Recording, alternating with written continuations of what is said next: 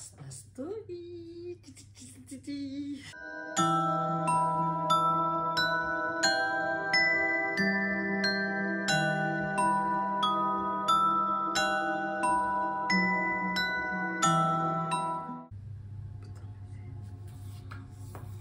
Bonjour tout le monde, bon, j'espère que vous allez bien. Bienvenue sur ma chaîne si vous êtes nouveau. Merci pour les nouveaux subscribers, enfin les nouveaux adhérents. Donc j'ai hâte de continuer. Et ça faisait longtemps hein, pour les creepypasta, hein, mais bon, c'est fait que les périodes de Noël, ça n'arrange pas grand chose, tout ça. Donc voilà, je suis là, on continue. Aujourd'hui j'ai 3 histoires. Donc, mettez-vous à l'aise, prenez de quoi boire. Si vous voulez manger ou grignoter, n'hésitez pas. Là, ça va pas être quelque chose de dégoûtant, hein, d'accord? On reste bien, on se met bien, on se met une petite couverture, une petite bouillotte. Et c'est parti. Mon époux et moi, nous aimions énormément. Mais comme la plupart des couples, nous nous disputions. Nos plus grosses querelles tournaient autour d'un seul et unique sujet, les enfants. J'en voulais absolument pas lui. Au fil des années, j'avais espéré qu'il finirait par se raviser et par accepter l'idée de fonder une famille. Mais il est resté têtu et n'a pas voulu changer d'avis. Je lui ai rappelé maintes fois que si nous attendions trop longtemps, nous ne pourrions jamais concevoir notre propre progéniture. Mais il ne semblait pas s'en soucier, même suggérer l'adoption. Il n'a rien voulu entendre. « Tu n'es pas digne de devenir mère, disait-il. » Ces paroles cruelles sont aujourd'hui gravées dans ma mémoire. Je l'aimais. Pourquoi disait-il une chose pareille? Je voulais porter un bébé. Je voulais avoir une vie en moi, un petit bout de lui à l'intérieur de moi. J'aime mon époux, mais il n'a pas le droit de m'en empêcher. Personne ne le peut.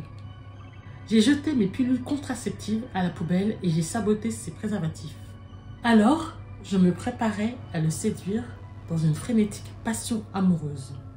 Mon mari, qui savait que je cherchais désespérément à avoir une vie en moi, a découvert mon plan et a rejeté mes avances. Mon propre époux m'a dit que j'étais folle, que je devenais obsédée et que je perdais la tête. Je l'aimais tellement.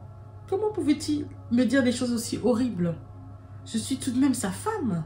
Cette nuit-là, j'ai pleuré. Je n'ai jamais autant pleuré toute ma vie. Il n'a pas le droit de me faire ça.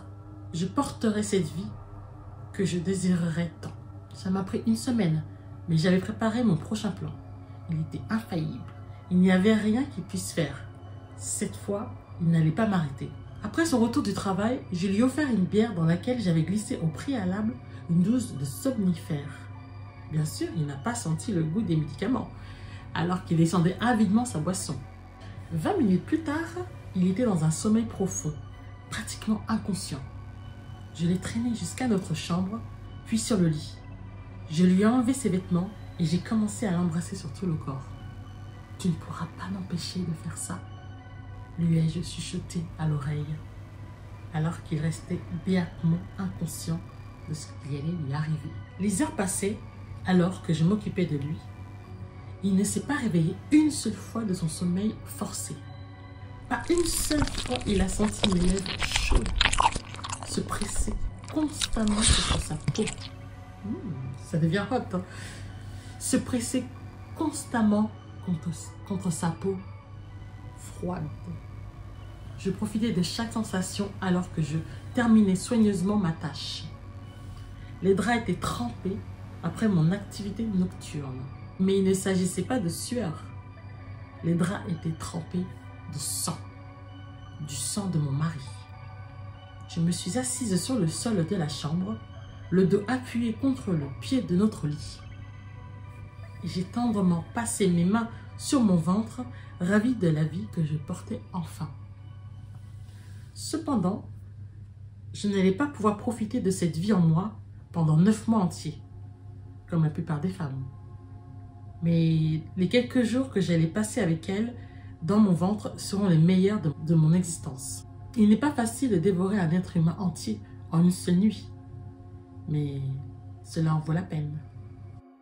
Puisque j'ai enfin une partie de mon mari en moi. Ben non. Pas mal, hein? Qu'est-ce que vous en pensez? N'hésitez pas, hein, si vous avez des commentaires, si vous aimez, Si vous aimez pas trop ou si vous avez des suggestions, n'hésitez pas à commenter. Alors, soyez pas timide. Tac, tac, tac, tac, tac. En quelques secondes, c'est posté. Allez, prochaine. On y va? On y croit?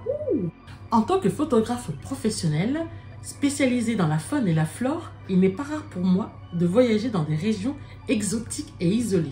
En fait, je passe souvent des semaines seule dans la nature, à camper tout seul avec mon appareil photo. Lors d'un week-end dans une petite forêt connue pour l'abondance de sa faune et ses paysages intacts, j'ai monté ma tente et passé 3 jours à parcourir des sentiers tout en prenant des photos au passage. Je n'ai croisé personne d'autre pendant ce séjour dans la forêt. Je n'ai vu que des cerfs, des oiseaux, des ratons laveurs et d'autres animaux du coin errant dans les arbres. Ce n'est qu'après mon retour à la maison que j'ai enfin regardé les centaines de photos que j'avais prises. Une par une, et j'ai téléchargé chacune de ces images sur mon ordinateur. Un par un, les magnifiques paysages naturels ont ébloui mes yeux. À l'exception de quelques photos floues sur les cartes mémoire. Tout était normal, du moins en apparence. Lorsque la dernière image a été téléchargée dans l'ordinateur portable, un frisson m'a parcouru l'échine. C'était impossible. Cette photo ne devrait pas exister. Et pourtant, elle était là. Aussi visible que le jour. Ce n'était pas une photo de la forêt, des animaux ou du paysage. C'était une photo de moi. C'était une photo de moi en train de dormir dans ma tente. Quelqu'un était dans cette forêt avec moi. On y va pour une dernière. Celle-ci, elle est pour vous, hein. On y va, on y croit.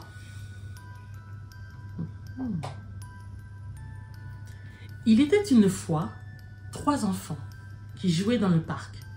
Il était une fois 3 parents qui parlaient tellement qu'ils n'ont pas vu. Il était une fois un grand homme qui regardait les enfants.